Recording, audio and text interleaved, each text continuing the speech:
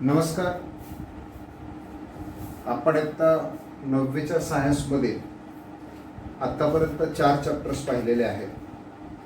Lodge of motion पाहिलेले आहे, त्यानंतर करंट इलेक्ट्रिसिटीचे आपण मराठीमध्ये व्हिडिओज बनवलेले आहेत, क्लासिफिकेशन ऑफ प्लॅन्ट्स बघितलेलं आहे. ओके. आणि आज आपण सायन्स 2चा 7वा लेसन म्हणजे energy flow in an ecosystem हा भाग पाहतो आहे. याच्यातले पहिलं लेक्चर आपण सुरू करतोय. आता हा बेसिक भाग आहे, शेवटपर्यंत व्हिडिओ पहा आणि चॅनलला नवीन असाल तर सबस्क्राईब करा. ओके. आणि आवडला तर लाईक निश्चितपणे करा. तर पहिला प्रश्न याच्यामध्ये energy flow in and ecosystem, बरोबर आहे, परिसंस्थेतील ऊर्जा प्रवाह.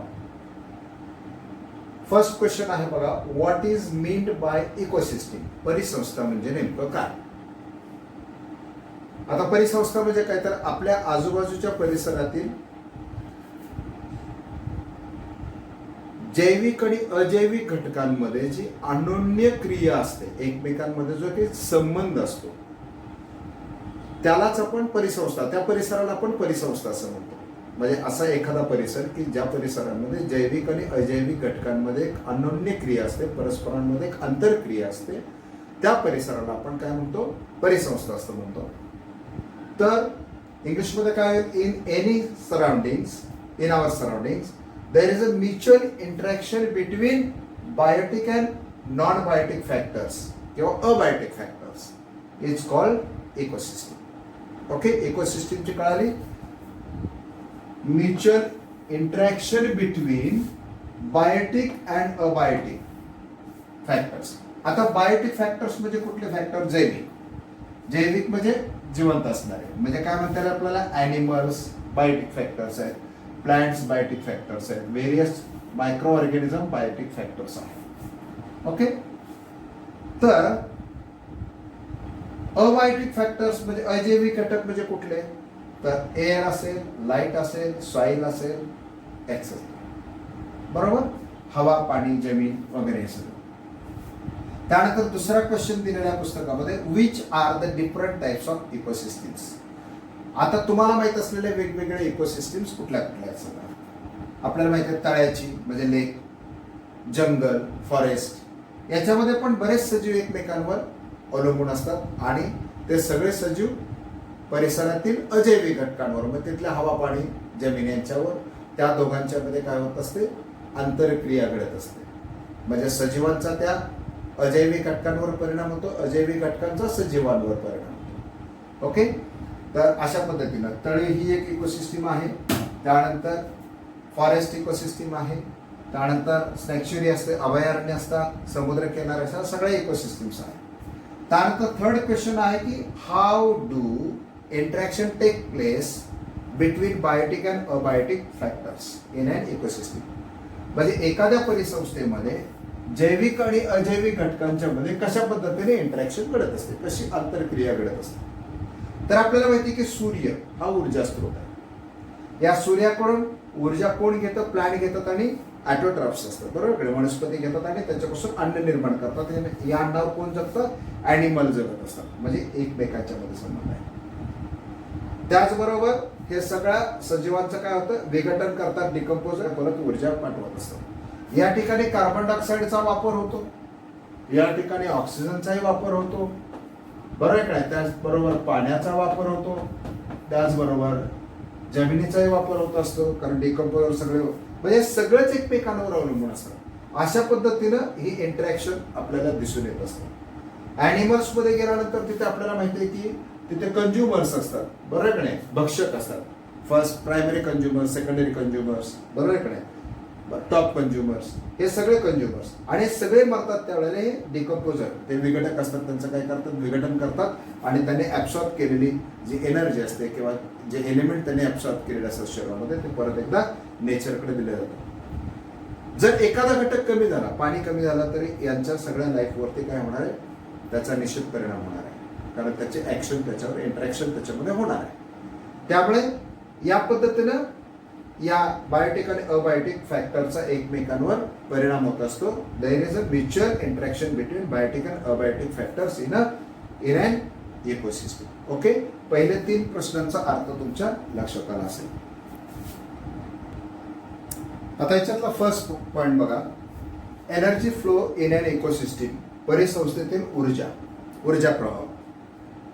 आता परिसंस्थेतील ऊर्जा प्रवाह समजून घेण्यासाठी पहिल्यांदा आपण पाठीमागच्या पाठामध्ये लिव्हिंग ऑर्गॅनिझम शिकलेलं आहे. मागील इयत्तामध्ये आपण लिव्हिंग ऑर्गॅनिझमचं क्लासिफिकेशन शिकलेलं आहे.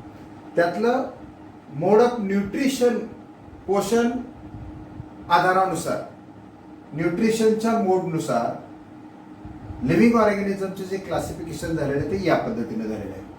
सजीवांचं वर्गीकरण पोषण आधारानुसार कसं झालेलं आहे, असं झालेलं आहे. Classification according to the mode of nutrition of living organisms as below. कसं केलं बघा, प्रायमरी कंझ्युमर्स, बरोबर आहे, त्याला आपण हार्बिवोरस असं म्हणतो, म्हणजे प्राथमिक भक्षक शाकाहारी असतात त्या वनस्पती, शाकाहारी प्राणी असतील ते.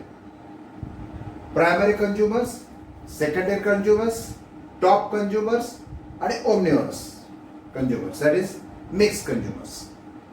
ओके, प्रायमरी कंझ्युमर्सला आपण काय म्हणतो, हार्बिवोरस, म्हणजे प्राथमिक भक्षकांना आपण शाकाहारी म्हणतो.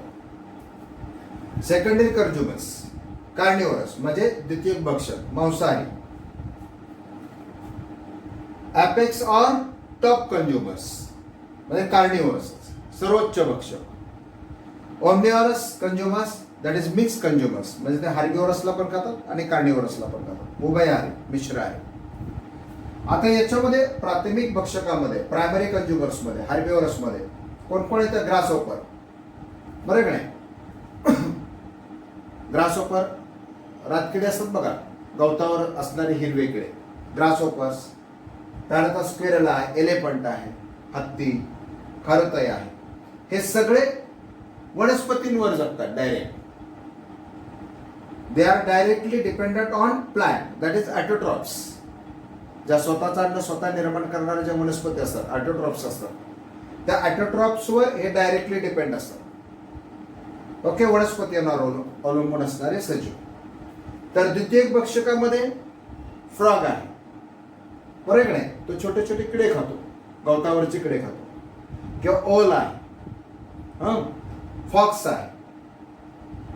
These consumers use herbivorous as their food, त्यांचं अन्न म्हणून शाकाहारी सजीवांचा ते उपयोग करतात. टॉप कंझ्युमर्स, बरोबर, म्हणजे ॲपेक्स कार्निवोरस असतात. हे खरं तर सर्वोच्च भक्षक असतात, यांना पण खातात आणि यांना पण खातात, म्हणजे कार्निवोरसला पण खातात आणि हार्बिवोरसला पण खातात, म्हणून ते टॉप कंझ्युमर्स आहे, सर्वोच्च भक्षक आहे. याच्यामध्ये कोण कोण येतं, टायगर, लायन, वाघ, सिंह. These consumers use herbivorous and carnivorous as their food. त्या हार्बिवोरसला पण आणि कार्निवोरसला पण त्यांचं फूड म्हणून यूज करतात,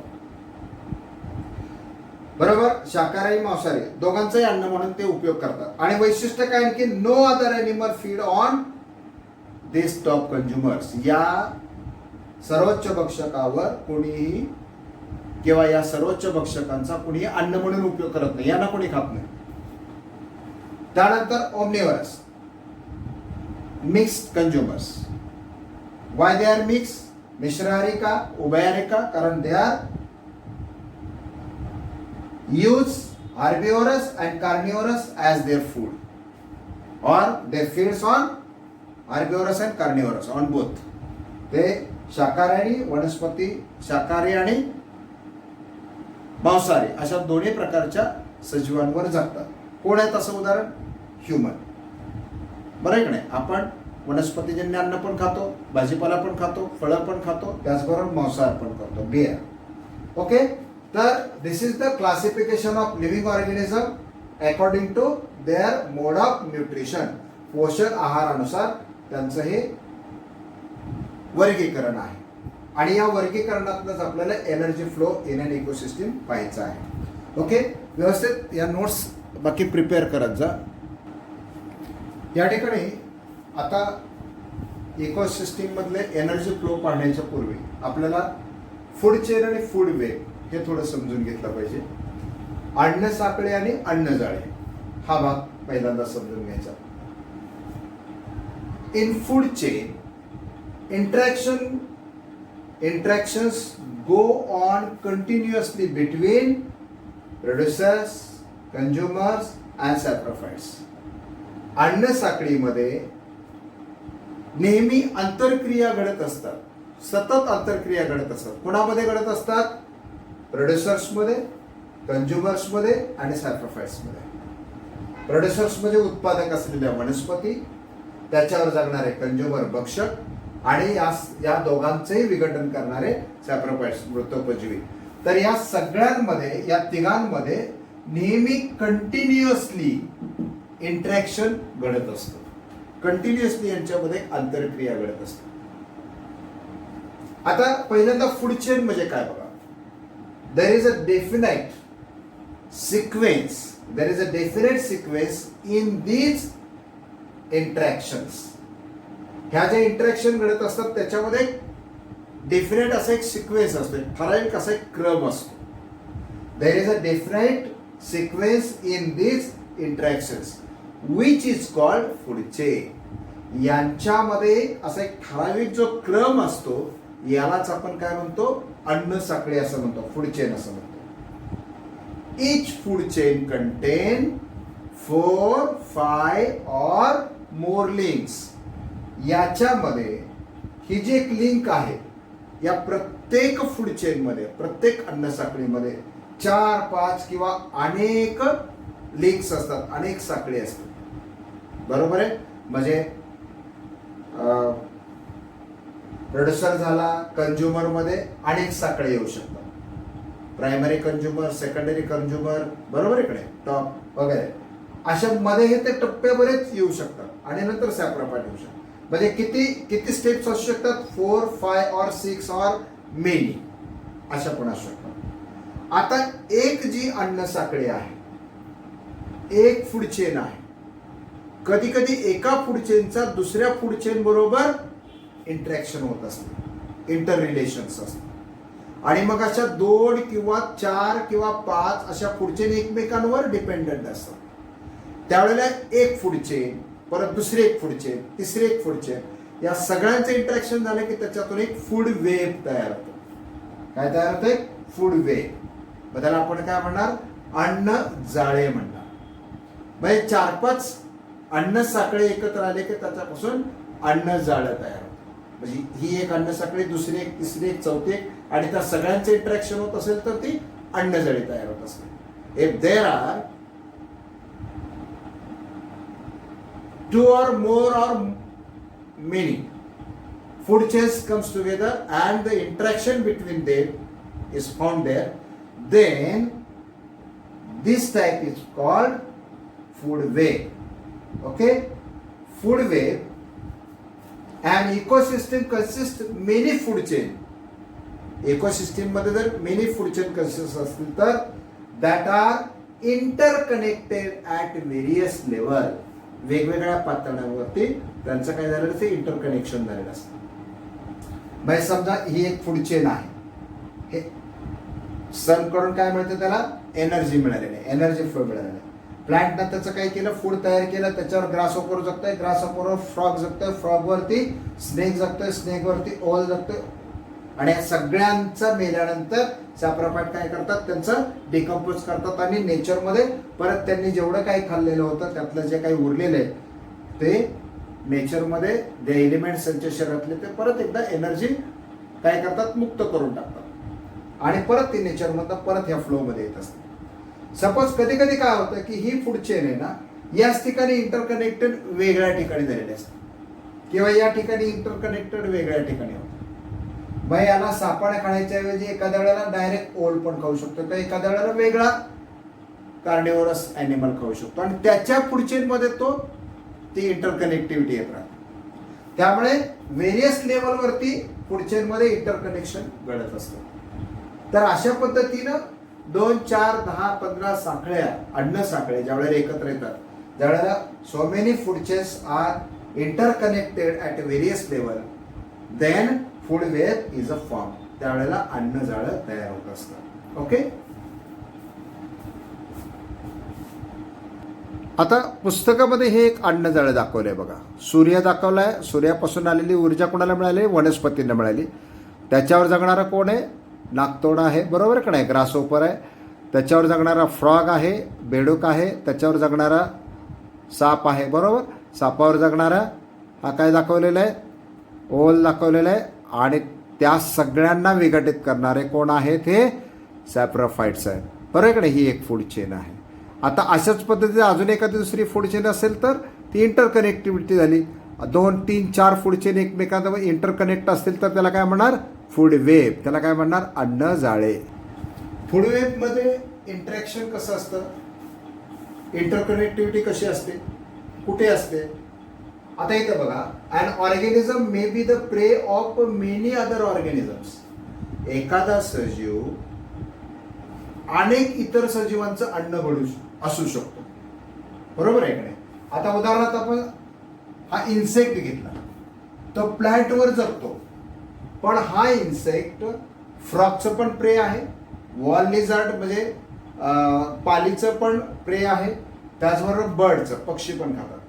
म्हणजे जर फ्रॉगला खाल्ला तर तो वेगळ्या फूड चेनमध्ये गेला, किंवा तोच इन्सेक्ट जर वॉल लिझार्डनं खाल्ला तर ही फूड चेन वेगळी असेल, बरोबर का नाही? तोच इन्सेक्ट जर बर्डनं खाल्ला तर ती फूड चेन वेगळी असेल.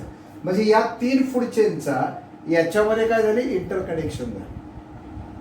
लक्षात आलं सगळ्यांच्या?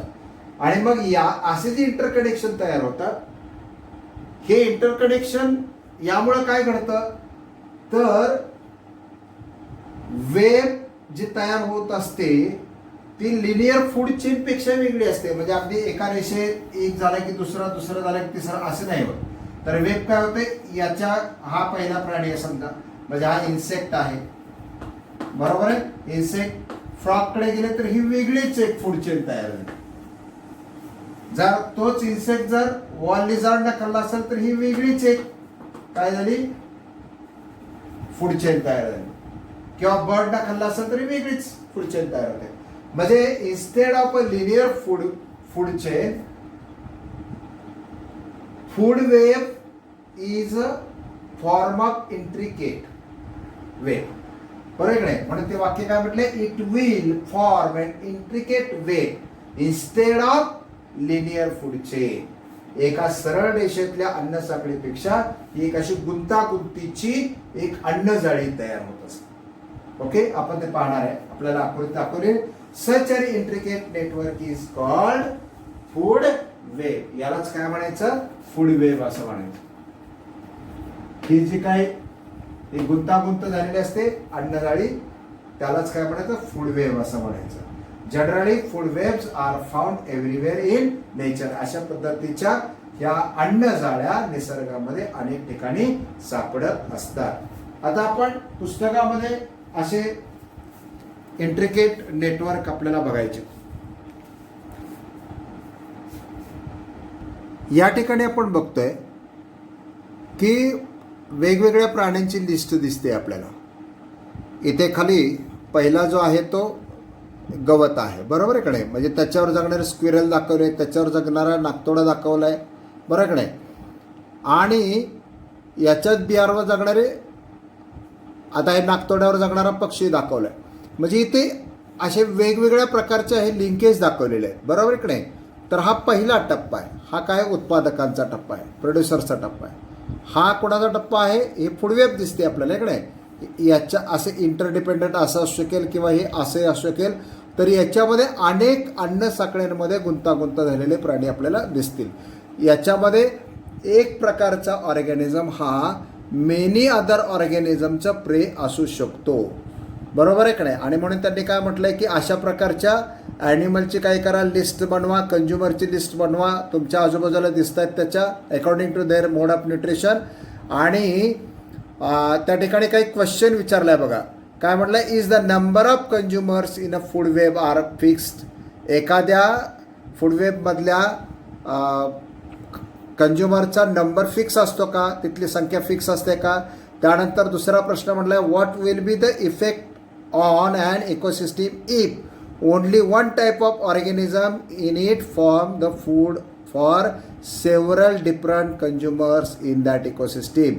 एकच प्रकारचा प्राणी हा अनेकांचं जर अन्न घडत असेल तर त्याच्यावर काही परिणाम होईल का?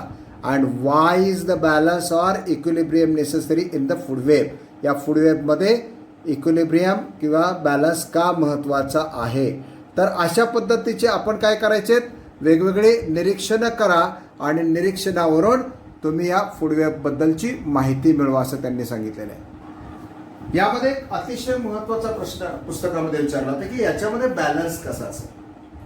तर आपले निश्चितपणे लक्षात आलं पाहिजे की समजा एक ऑर्गॅनिझम जर कमी झाला तर त्याच्यावर जगणारा दुसरा ऑर्गॅनिझम मरणार आहे. त्याच्यावरचा पुढचा ऑर्गॅनिझम हा एकमेकांवर सगळे अवलंबून असतात. याच्यातली कुठली मधली जरी साखळी खंडित झाली तर अख्खी फूड चेन काय होऊ शकते, ब्रेक होऊ शकते. अख्ख्या फूड चेन मधले सगळे सजीव काय होऊ शकतात, धोक्यात येऊ शकतात. They may be in a dangerous. If one of the link may be disappear, one of the link may be destroyed, then किंवा व्हॅनिश झाली तर totally food chain comes in a danger. Okay, हा या पाठातला पहिला भाग आपण पाहिलेला आहे. व्हिडिओ जर तुम्हाला आवडला असेल तर लाईक करा, शेअर करा आणि चॅनलला सबस्क्राईब करा. यानंतरचा व्हिडिओ आपण पुढच्या trophic level, energy trophic level आपण पाहणार आहोत. Okay, have a good day.